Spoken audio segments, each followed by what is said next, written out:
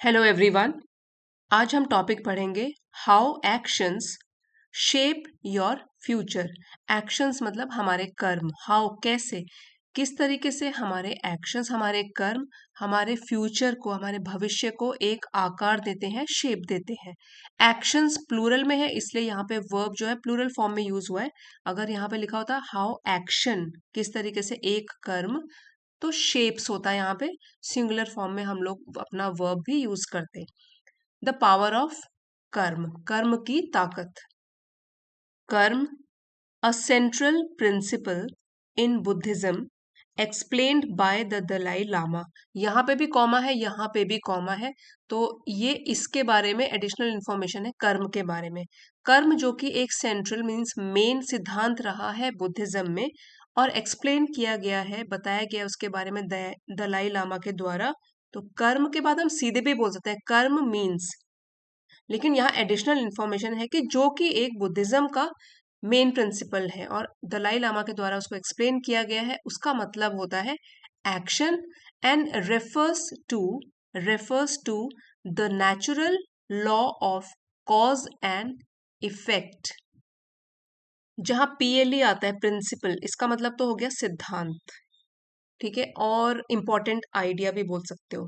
और एक होता है प्रिंसिपल जिसमें पीएएल आता है, वो होता है हेड ऑफ द इंस्टीट्यूशन। इसका मीनिंग होता है सिर्फ एक्शन मतलब कर्म करना।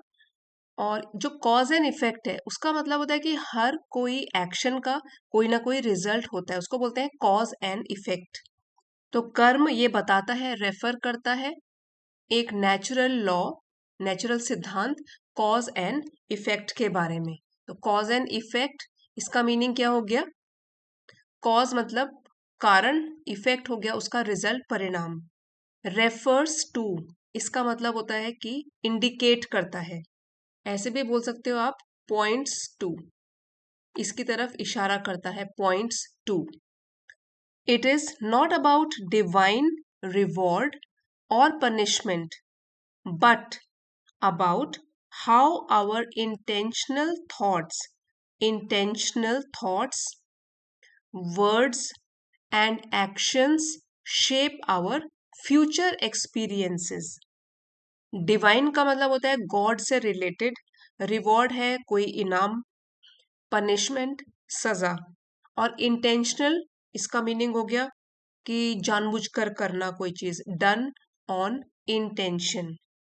एक्सपीरियंसेस हमारे अनुभव। तो यहाँ पे राइटर कह रहा है कि कर्म कोई भी गॉड का रिवॉर्ड और पनिशमेंट सिस्टम नहीं होता।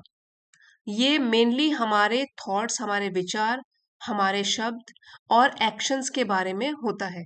और इंटेंशनल का मीनिंग क्या हो गया, अभी बताया था, जो कि जानबूझकर हम करते हैं, जानते बूझते हुए। तो किस तरीके से हमारे जो, हमको पता है हमारे थॉट्स हैं, हम जो वर्ड्स यूज करते हैं और जैसे कदम उठाते हैं, जो कि एक्शंस करते हैं, वो किस तरीके से हमारे फ्यूचर पर असर डालता है। जैसे एग्जाम्पल के तौर पर अगर आपका इंटेंशन है किसी की हेल्प करना, तो उसका पॉजिटिव इफेक्ट होगा। यहाँ पे आप एक स्ट्रक्चर पर ध्यान देना, जैसे यहाँ पे आया हुआ है नॉट अबाउट दिस, और फिर आया है but about.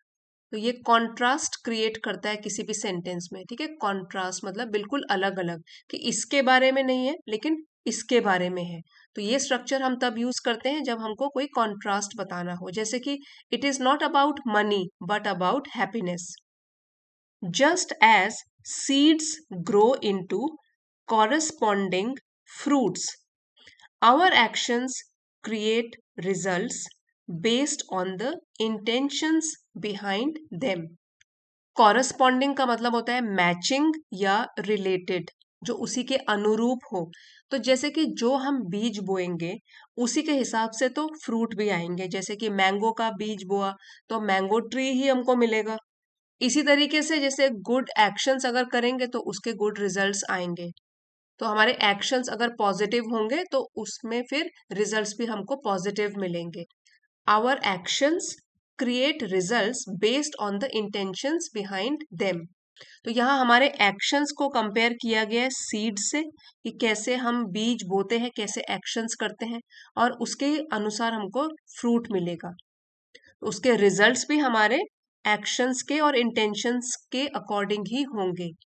Positive actions rooted in kindness, compassion and wisdom bring happiness.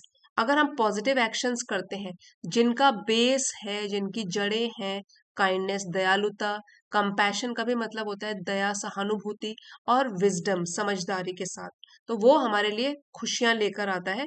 While, जबकि actions driven by greed, hatred and ignorance lead to suffering। So while का मीनिंग हो गया कि जबकि, ग्रीड मतलब लालच, और नफरत से, और इग्नोरेंस मतलब अज्ञानता से, जिसकी हमको नॉलेज नहीं है, उससे किए गए एक्शन की वजह से हमको सफरिंग होती है, हमको परेशानी होती है और सहना पड़ता है लाइफ में। Karma is not fate, rather it empowers us to transform our lives through mindful choices। Fate का मतलब होता है किस्मत, तो कर्म जो है उसको किस्मत के साथ नहीं जोड़ना चाहिए, क्योंकि कर्म का मतलब ये नहीं है कि लाइफ पहले से ही फिक्स करी गई है, फिक्स्ड है। रादर, बजाय इसके, इट एम्पावर्स, सशक्त करता है, शक्ति देता है, एम्पावर्स अस, हमको सशक्त करता है, ताकि हम अपनी अपनी जिंदगियों को ट्रांसफॉर्म करें, बदलें, चेंजेस लेकर आए थ्रू माइंडफुल चॉइसेस। माइंडफुल का मतलब होता है अवेयर होकर, केयरफुल रहकर, सजग रहकर अपनी चॉइसेस चुने। तो हम अपनी चॉइसेस से लाइफ को चेंज कर सकते हैं। तो इसलिए ऐसा नहीं है, कर्म का मतलब ये नहीं है कि पहले से ही लाइफ ऑलरेडी फिक्स्ड है, हम इसमें चेंजेस भी लेके आ सकते हैं अपनी चॉइसेस के प्रति सजग रहकर। The article explains 4 important principles of कर्म। अब जो हम ये पढ़ रहे हैं आज आर्टिकल, इसमें 4 important सिद्धांत बताए गए हैं कर्म के। Positive actions bring positive results, एक तो ये हो गया, अच्छे कर्म करोगे तो उसके पॉजिटिव अच्छे ही रिजल्ट्स आएंगे। Every action multiplies over time, हर एक एक्शन फिर जुड़ जुड़ के समय के साथ बड़ा होता जाता है। Nothing happens without a cause, कोई भी चीज बिना किसी कारण के नहीं होती। और फोर्थ है, every action leaves an imprint unless purified. Imprint मतलब एक छाप छोड़ना या निशान छोड़ना, और प्यूरिफाइड मतलब शुद्ध करना, उसको, किसी चीज को क्लीन करना। तो अगर कोई भी हमारे एक्शंस हैं, उनको, अगर वो नेगेटिव है, उनको क्लीन न किया गया, तो वो भी एक इम्प्रिंट छोड़ देंगे, निशान छोड़ देंगे। इसलिए सोच समझ के हर एक एक्शन करना चाहिए। Every action leaves an imprint unless, जब तक कि उसको प्यूरिफाई न किया गया।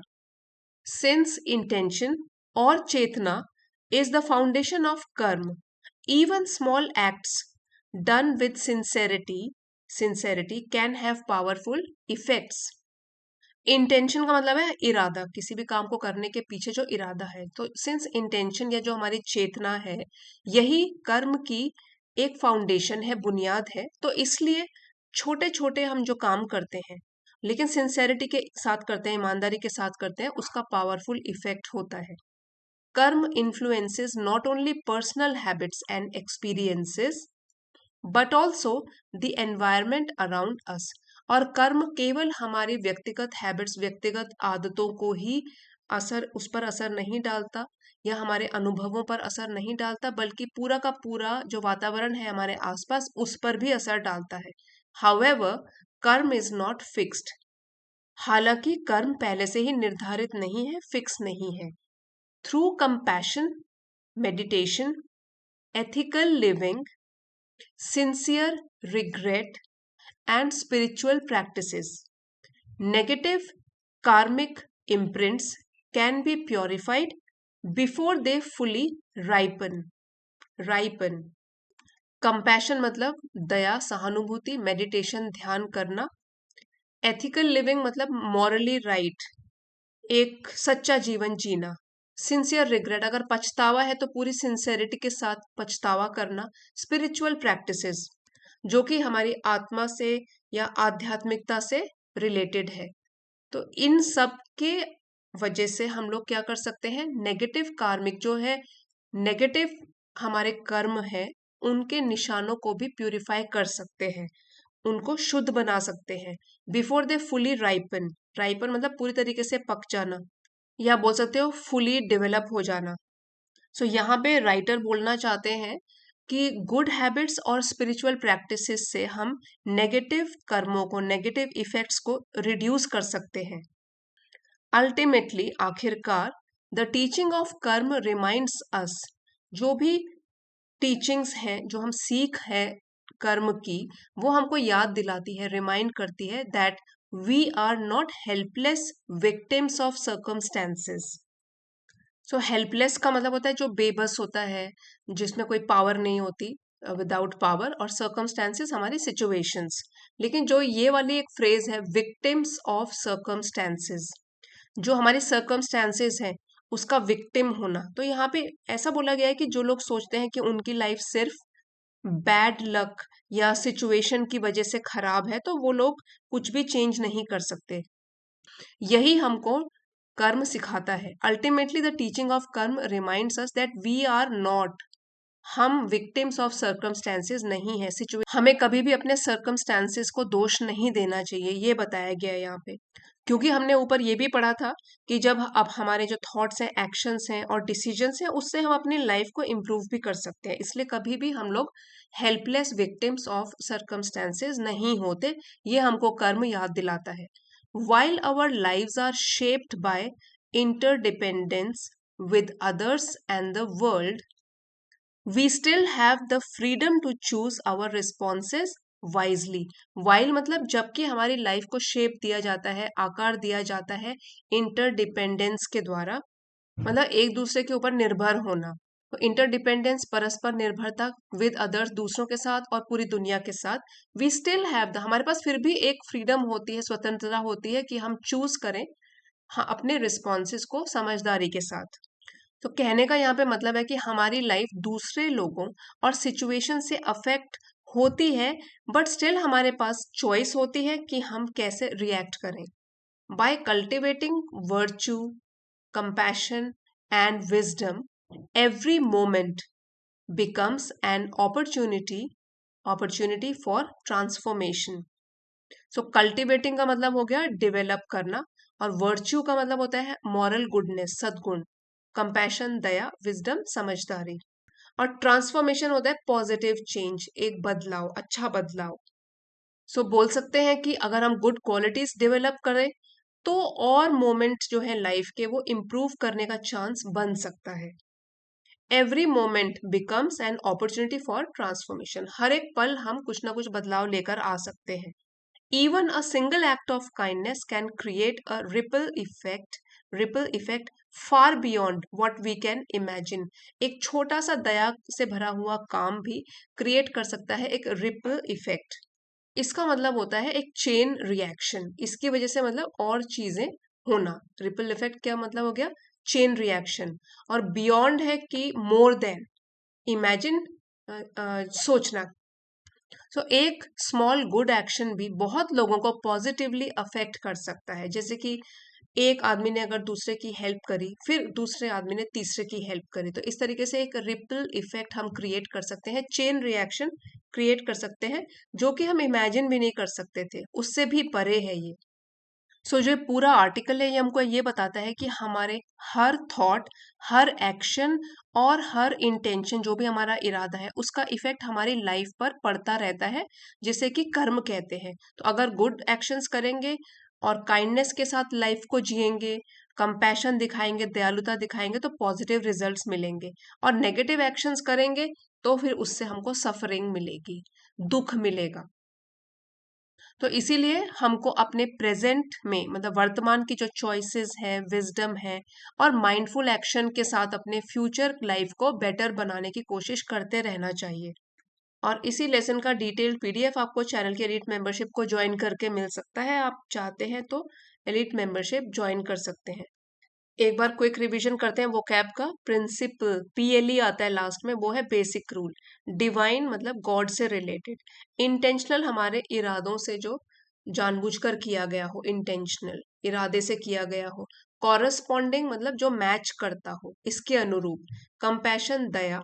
विजडम समझदारी, ग्रीड होता है लालच, इग्नोरेंस जिसके बारे में हमको ज्ञान ना हो, नॉलेज ना हो, एम्पावर अपने आप को स्ट्रांग बनाना, माइंडफुल अवेयर रहना, मल्टीप्लाइज बढ़ना, इंक्रीज होना, इम्प्रिंट होता है निशान, कोई लास्टिंग मार्क, कोई छाप, प्यूरिफाई शुद्ध करना, फाउंडेशन एक आधार बेस, सिंसेरिटी पूरी ईमानदारी लगन के साथ, इन्फ्लुएंस प्रभावित करना, एथिकल का मतलब है मॉरली राइट एंड गुड, नैतिक स्पिरिचुअल आध्यात्मिक हमारी सोल से रिलेटेड, राइपन मतलब पूरी तरह पक जाना या रिड्यूस या रिजल्ट प्रोड्यूस करना, सर्कमस्टेंसेस हमारी सिचुएशंस या कंडीशन, इंटरडिपेंडेंस एक दूसरे के ऊपर निर्भर होना, कल्टीवेट करना, डेवलप करना, और वर्च्यू होता है अच्छे गुण। तो आज का वीडियो आपके लिए हेल्पफुल रहा है। Please don't forget to like, share and subscribe. Comments लिख के भी जरूर बताइएगा। Thank you for watching.